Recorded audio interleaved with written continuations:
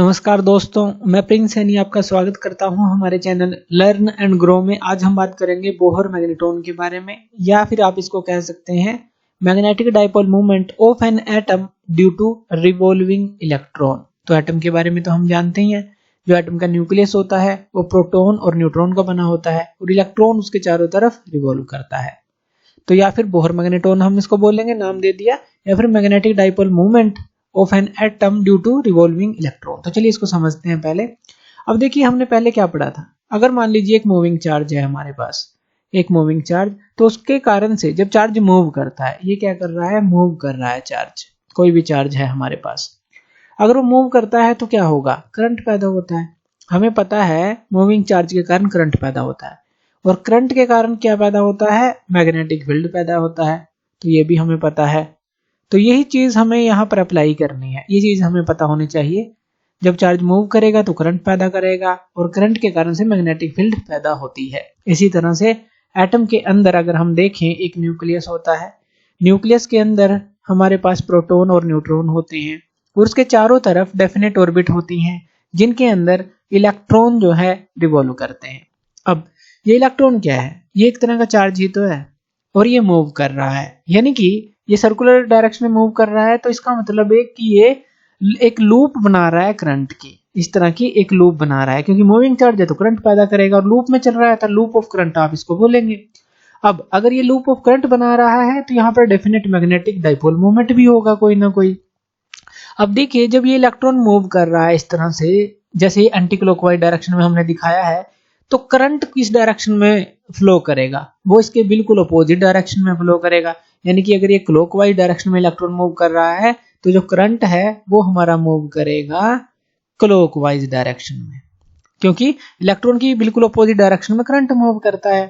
अब यहां पर अगर ये करंट मूव कर रहा है, ये जो लूप है करंट की, तो यहां पर ये जो इलेक्ट्रॉन लूप है, अगर अप साइड से देखें, अब ये जो है करंट जो है क्लॉकवाइज डायरेक्शन में है, तो अप साइड जो है इसका साउथ पोल की तरह एक्ट करेगा इसी लूप का। इसको यहां पर समझते हैं। यहां पर अब इसका जो अप साइड है वो साउथ पोल की तरह काम करेगा, जो अप साइड है, क्योंकि उसमें क्लॉकवाइज करंट फ्लो कर रहा है। और नीचे से देखेंगे तो वो क्या होगा, एंटी क्लॉकवाइज, यानी कि जो नीचे वाली लूप है इसके नीचे बिहाइंड अगर हम देखें तो वो नॉर्थ पोल की तरह एक्ट करेगा।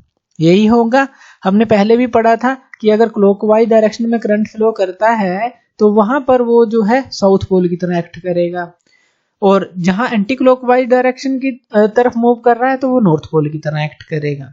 तो यहां पर आप इसको ऐसे दिखा सकते हैं, साउथ से नॉर्थ की तरफ जो है हम एक लाइन बना देते हैं, और इस लाइन को आप ऐसे समझ सकते हैं कि साउथ से इन कर रही है और नॉर्थ से जो है बाहर निकल रही है, जैसे एक बार मैग्नेट के अंदर होता है। तो अब यहाँ पर ये जो एटम है, अगर हम देखें, ये किस तरह का बिहेव कर रहा है, एक मैग्नेटिक डाइपोल की तरह का बिहेव कर रहा है। जैसे कि हमने देखा यहाँ पर डाइपोल बनते हैं। अगर हम चार्ज को ले लेते हैं, जो इलेक्ट्रॉन के ऊपर जो चार्ज है इसको ई मान लेते हैं, जैसे हमने यहाँ पर ई डिनोट किया है, और ये एक डेफिनेट ऑर्बिट में रिवॉल्व कर रहा है, और इस ऑर्बिट की जो रेडियस है वो हम मान लेते हैं आर है, इस ऑर्बिट की रेडियस जिसमें ये रिवॉल्व कर रहा है। और इसकी जो एंगुलर वेलोसिटी मान लेते हैं वो ओमेगा मान लेते हैं। ओमेगा क्या हो गई, एंगुलर वेलोसिटी। तो यहां पर अगर हम करंट की वैल्यू को निकालें तो करंट हमारे पास क्या आएगा, अब करंट का फॉर्मूला क्या होता है, चार्ज बाय टाइम, यही फॉर्मूला होता है।